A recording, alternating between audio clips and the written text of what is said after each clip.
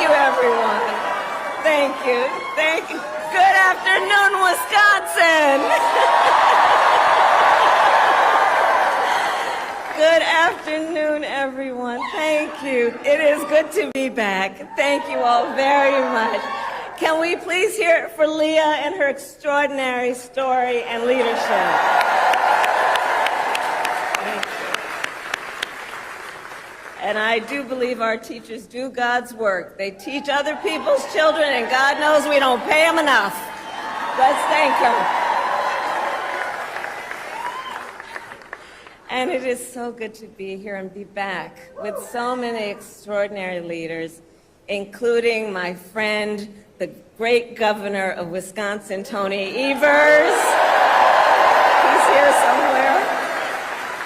My dear friend, Senator Tammy Baldwin. And you know, I had the privilege of serving with Tammy when I was in the United States Senate, and she is always fighting for the people of this state, and I know that the folks that are here are going to make sure you return her to Washington, D.C. in November. Yes, we are going to elect her back to Washington, D.C. It is so good to be here also with Lieutenant Governor Sarah Rodriguez, Attorney General Josh Cole, Wisconsin Secretary of State Sarah Godlewski, County Executive David Crowley, Mayor Cavalier Johnson, and the great State Party Chair Ben Wickler, who I have worked with. Ben, you and I have been working together for years, and I can attest he knows how to build the infrastructure that delivers wins up and down the ballot. Thank you, Ben.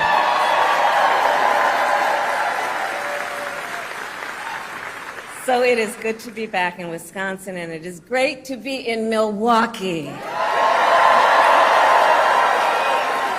As many of you know, our state campaign headquarters are in this city. Yes, and there is a reason for that. The path to the White House goes through Wisconsin. Yes, it does. And to win in Wisconsin, we are counting on you right here in Milwaukee. And you all helped us win in 2020. And in 2024, we will win again. Yes, we will.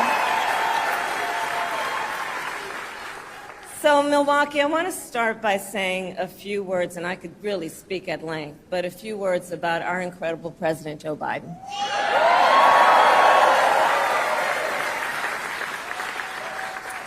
It has truly been one of the greatest honors of my life to serve as Vice President to our President Joe Biden. Joe's legacy of accomplishment over his entire career and over the past 3.5 years is unmatched in modern history. In one term, think about it, in one term as president, he has already surpassed the legacy of most presidents who served 2 terms in office.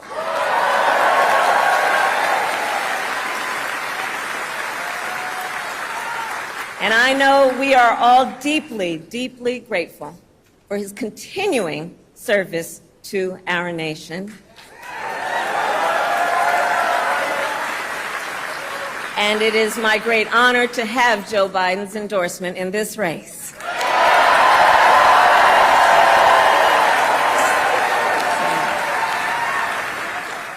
So, Wisconsin, I am told as of this morning that we have earned the support of enough delegates to secure the Democratic nomination.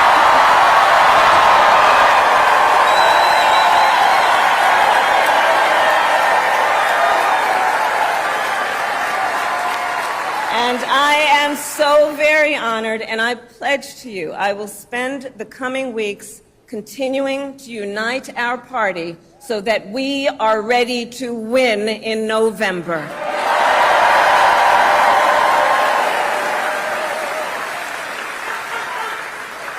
So, friends, we have 105 days until Election Day, and in that time, we've got some work to do. But we're not afraid of hard work. We like hard work, don't we? And we will win this election. Yes, we will. So as Leah told you, before I was elected vice president, before I was elected United States Senator, I was elected Attorney General of the state of California, and I was a courtroom prosecutor before then. And in those roles, I took on perpetrators of all kinds. Predators who abused women, fraudsters who ripped off consumers, cheaters who broke the rules for their own gain. So hear me when I say, I know Donald Trump's type.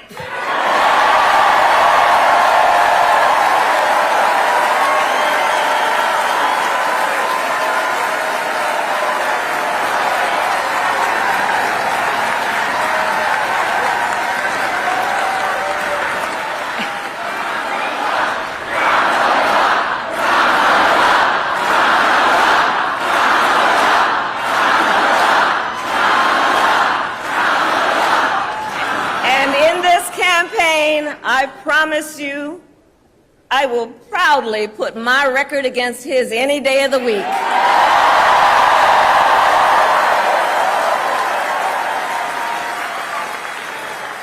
As Attorney General of California, I took on one of our country's largest for-profit colleges that was scamming students.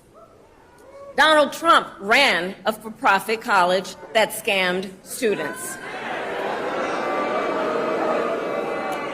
As a prosecutor, I specialized in cases involving sexual abuse. Well, Trump was found liable for committing sexual abuse. As Attorney General of California, I took on the big Wall Street banks and held them accountable for fraud. Donald Trump was just found guilty of fraud on 34 counts.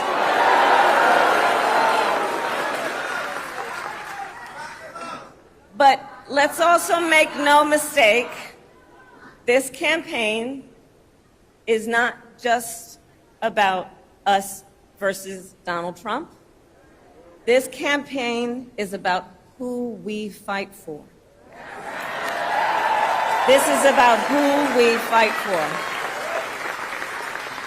Just look at how we are running our campaigns. So Donald Trump is relying on support from billionaires and big corporations. And he is trading access in exchange for campaign contributions. A couple months ago, you all saw that a couple months ago at Mar-a-Lago, he literally promised big oil companies, big oil lobbyists, he would do their bidding for $1 billion in campaign donations. On the other hand, we are running a people-powered campaign.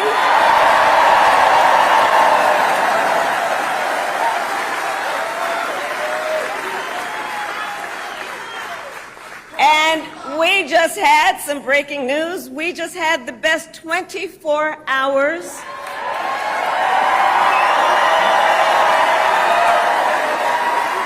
of grassroots fundraising in presidential campaign history. All right?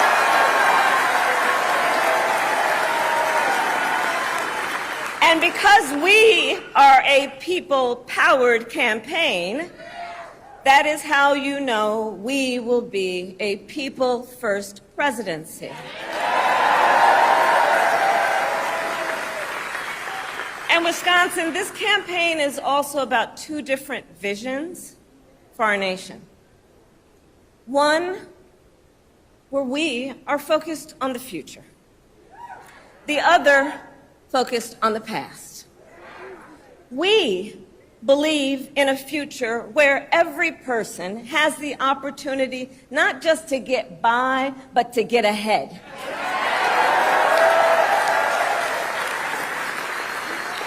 a future where no child has to grow up in poverty,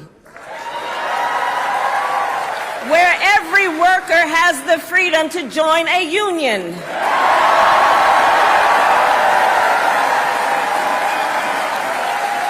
where every person has affordable health care, affordable child care,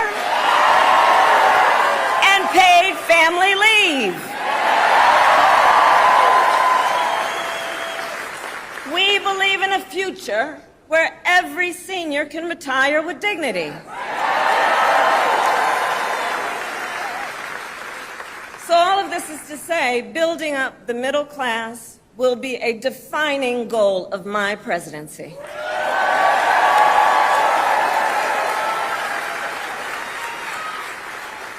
Because here's the thing we all here, Wisconsin, know. When our middle class is strong, America is strong.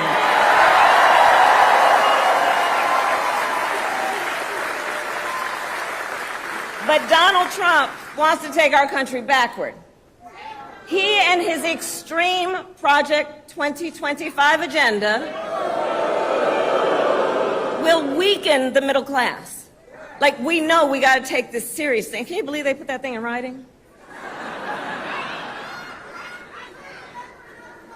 Read it. It's 900 pages. But here's the thing.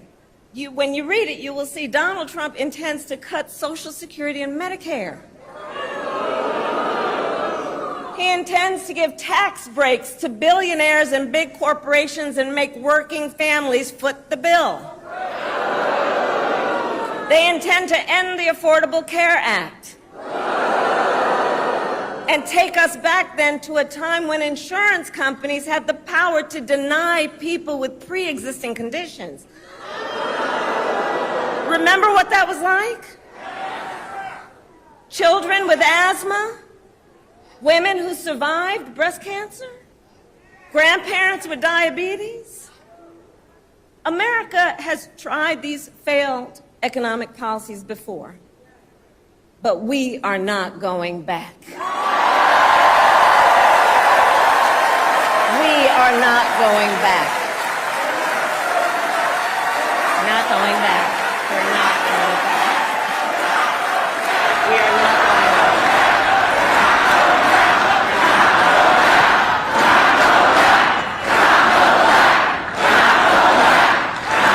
And I'll tell you why we're not going back.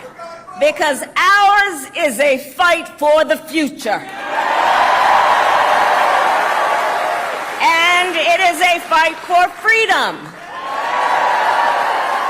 Generations of America's, generations, and we have to remember this, the shoulders on which we stand, generations of Americans before us led the fight for freedom. And now, Wisconsin, the baton is in our hands.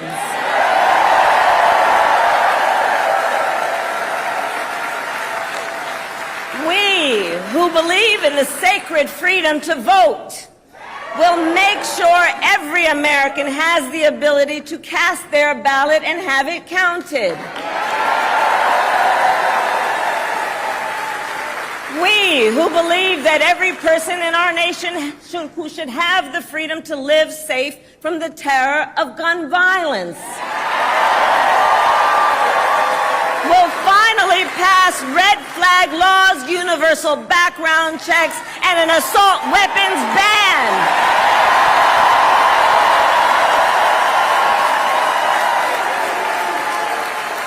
And we who believe in reproductive freedom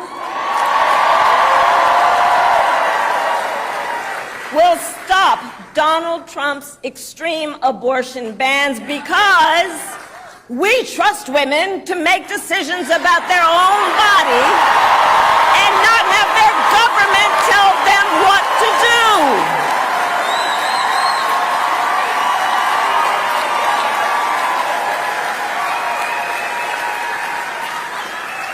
And when Congress passes a law to restore reproductive freedoms, as President of the United States, I will sign it into law.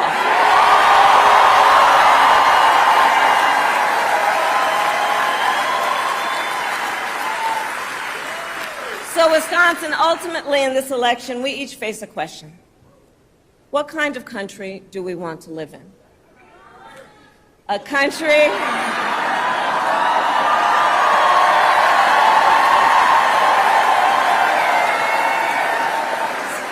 and to your point, do we want to live in a country of freedom, compassion, and rule of law, or a country of chaos, fear, and hate? And here's the beauty of this moment. We each have the power to answer that question. The power is with the people. We each have the power to answer that question. And in the next 105 days, then we have work to do. We have doors to knock on, we have phone calls to make, we have voters to register, and we have an election to win.